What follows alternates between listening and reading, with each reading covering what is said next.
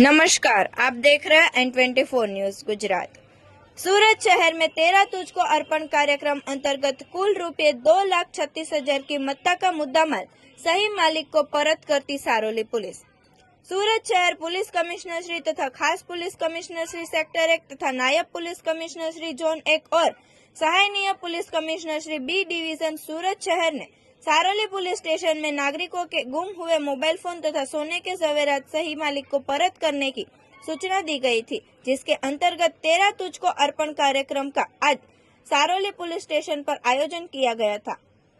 जिस कार्यक्रम में सारोली पुलिस स्टेशन द्वारा लोगों के गुम हुए मोबाइल फोन नंग 6 जिसकी कीमत रुपए 1,56,000 तथा रुद्राक्ष का सोने का ब्रेसलेट जिसका अंदाजित वजन 12 ग्राम जिसकी अंदाजित कीमत 80,000 की मत्ता का मिलाकर कुल रुपए 2,36,000 का मुद्दामाल सही मालिक को परत करके सराहनीय कामगिरी की गई है। सदर कामगिरी पुलिस इंस्पेक्टर SR वेकरिया साहब के मार्गदर्शन के तहत PSI JN चौहान साहब तथा हेड कांस्टेबल प्रकाश कुमार प्रेमजीभाई तथा हेड कांस्टेबल राहुल सिंह बलवंत सिंह ने टीम वर्क से सराहनीय कामगिरी की है। देखते रहिए N24 न्यूज गुजरात, सिर्फ हम तक ही नहीं सब तक।